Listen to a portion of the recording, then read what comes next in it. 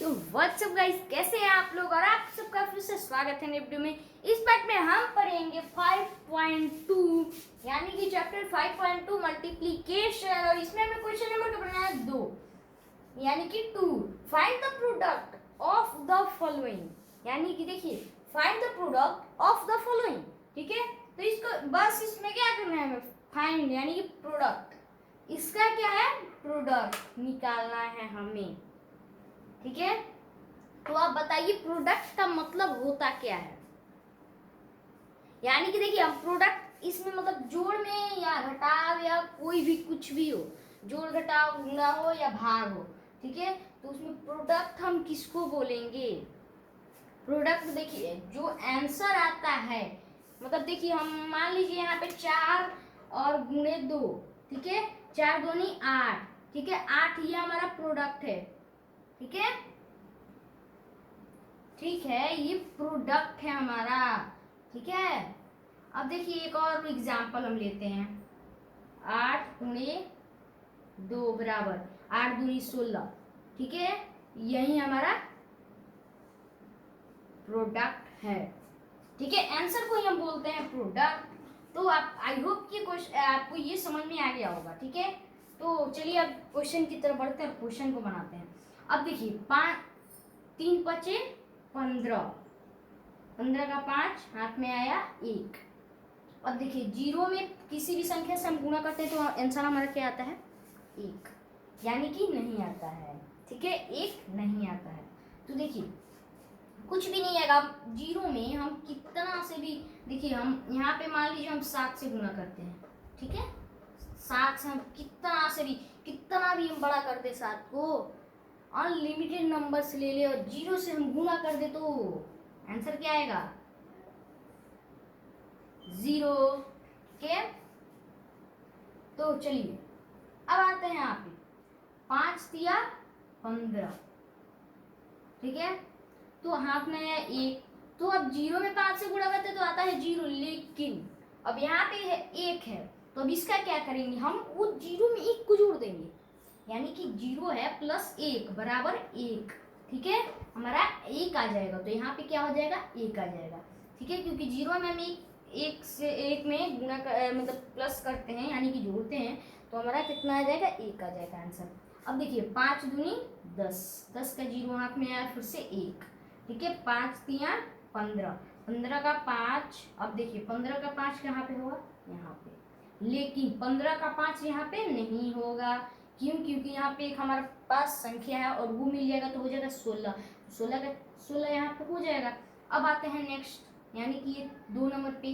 अब देखिए, 4 तिया 12, ठीक है, 12 का 2 हाथ में आया 1। ठीक है, फिर से 1। अब जीरो में 4 से गुणा करते हैं तो क्या आएगा, 1 हासिल है हमारे पास, तो आंसर क्या आ जाएगा, 1 आ जाएगा। इसको इरेज करते हैं। ठीक है, अब 4 दूनी 8। ठीक है, देखिए 4 तिया 12 और जीरो जो है इसमें हम 1 जोड़ते हैं तो क्या आ जाएगा, 1 आ जाएगा, इसलिए हमने 1 डाला। ठीक है, अब देखिए 4 दूनी 8 हो गया।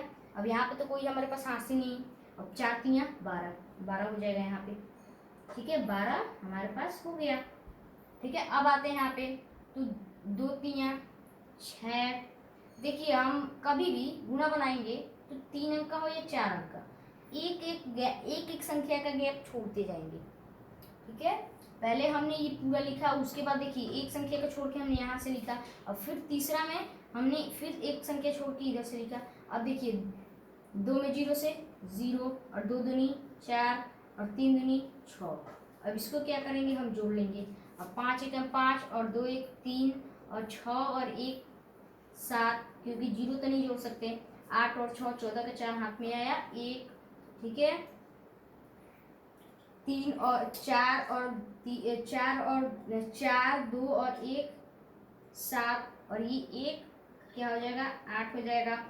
ठीक है, 6 और 1 7, इसको इरेज करते हैं। अब आते हैं यहाँ पे, तो अब 2 दूनी 4। अब देखिए, 4 दूनी 8 और 4 दूनी 8, और देखिए 2 में 1 से गुणा करते हैं तो कितना आता है, 2 आ जाता है। अब 3 में 2, अब देखिए, अब ये हमारा कंप्लीट। ठीक है, इसको ध्यान से देख लीजिए, अब ये हमारा कंप्लीट हो चुका है। अब इसको भी आप ध्यान से देख लीजिए। ठीक है, आप वीडियो को पॉज भी कर सकते हैं। ठीक है, तो ये आप देख लिया। अब आते हैं यहाँ पे, तो अब 3 दूनी 6, तो 6 यहाँ पे हो जाएगा, और 4 3 12 का 2 हाथ में आ जाएगा 1, फिर 4 3 12, और ये 1 13, 13 का 3 हाथ में आया, फिर से 1, अब 3 एकम 3, और ये 1 4। अब इसको इरेज कर देते हैं। अब इसको क्या करेंगे, हम जोड़ देंगे।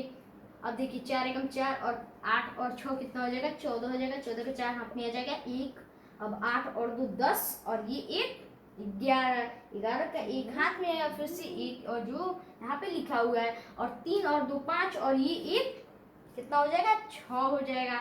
तो 6 का हो जाएगा यहाँ पे 6 6 हो जाएगा। अब देखिए यहाँ पे 6 नहीं होगा, क्यों, क्योंकि देखिए यहाँ पे 6 हो जाएगा। पहले देखिए हमने 6 क्यों कहा नहीं होगा, क्योंकि आप कंफ्यूजन में पड़ सके। लेकिन यहाँ पे आपका राइट आंसर क्या हो सकता है, बताइए आप कमेंट में बताइए, ठीक है, आप कमेंट में बताइए, ठीक है। अब चलिए मैं बताता हूँ, 3 और 2 5, और ये 1 6 हो जाएगा।